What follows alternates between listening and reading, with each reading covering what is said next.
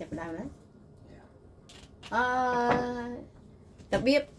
នៅបងប្អូននេះចេះតាមគេដែរទេណាតាមគ្នាហើយយើងក៏ share តគ្នាទៅដើម្បីចងមន់ដើម្បីស្ងោមន់ឲ្យមានសុផលភាពល្អហ្នឹងនេះមុនដំបូងហ្នឹងយើងមានចង្កឹះមកគូហើយមានខ្សែហើយយើងដាក់ជើងចូលទៅខាងក្នុងពោះមន់ហ្នឹងទៅហើយចងដើម្បីកុំឲ្យមន់ហ្នឹងវាហាចេញមកវិញហើយរបៀបដាក់ចង្កឹះ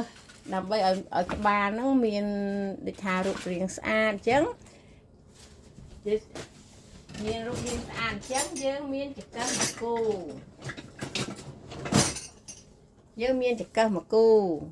ហើយចង្កឹះមកគូហ្នឹងហើយយើងរុកទៅតាមកន្លែងដែលគេចាក់កហ្នឹងហើយរុកទៅតាមមាត់ទៅរួចហើយក៏យើងនោះគាត់គាត់កំពុងធ្វើអាហ្នឹងអញ្ចឹងណាធ្វើតាមនឹងឯងរបៀបធ្វើហើយឃើញរៀងឃើញកស្អាតហើយស្ងោទៅក៏វាមានសោភ័ណភាពស្រស់ស្អាតដែរហើយចាំស្អែកខ្ញុំនឹងដាក់ស្ងោហើយជូនមិត្តភ័ក្តិរបស់យើងនៅក្នុងបណ្ដាញសង្គម Facebook ហើយនឹងមិត្តភ័ក្តិជាគ្រួសាររបស់យើងនៅក្នុងបណ្ដាញ Facebook ចែកគ្នាមើលទាំងអស់គ្នាហើយស្អាតអត់